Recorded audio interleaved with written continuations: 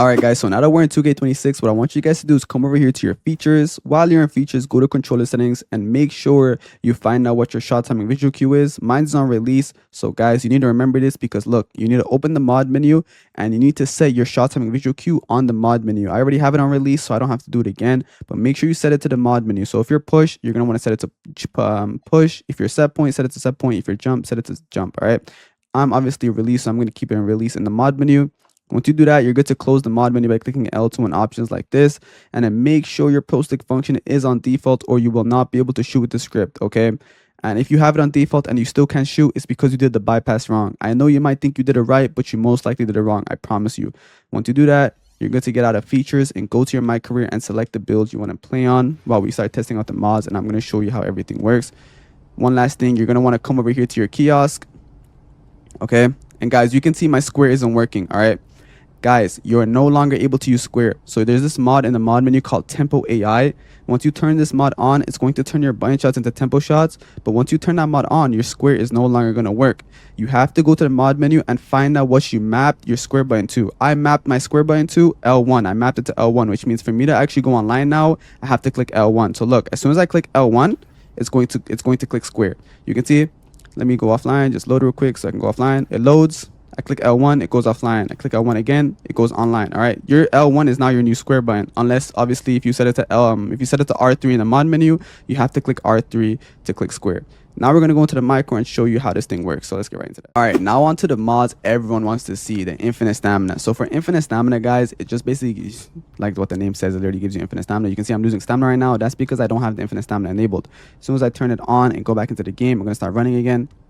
You guys can see I am not losing any stamina. And you might be like, can't that get us banned in game? No, it cannot get you banned because no one in game can see your stamina. All right, literally no one in game can see your stamina, and they won't even tell, but they'll just think your stamina is just regenerating. Like, you won't get banned using this, I promise you. I've already been abusing it in theater. You won't get banned. All right, so I'm going to turn that off and go into the next mod, which is instant quick stop. So we added back the auto and the L2 quick stop. So L2 quick stop is for the faders who want to manually quick stop and also fade at the same time. And auto quick stop is for the people that just want to go for standstill shots. You feel me? So pretty plain and simple. The next one is going to be dribble mode. So for dribble mode, you can select auto or custom. So if you select custom, click A or X into custom, and you can select a custom dribble combo for each arrow button on your controller. All right, it's so OP. And then just click circle to back out of that. You can see custom and auto. The next one is going to be defense AI. So for defense AI, guys, if you enable it, it's pretty easy to understand. You just hold L2 and R2 like this and track the person you're defending, and I promise you guys, they won't be able to get a shot off on you because they're going to be so heavy contested. I promise you, they're going to be heavy contested. It's going to be crazy. So defense AI is really OP, and especially what we did with the defense AI, we made it so it automatically reaches for you at the right time. So you're definitely going to want to be using that. The next one is meter dunk.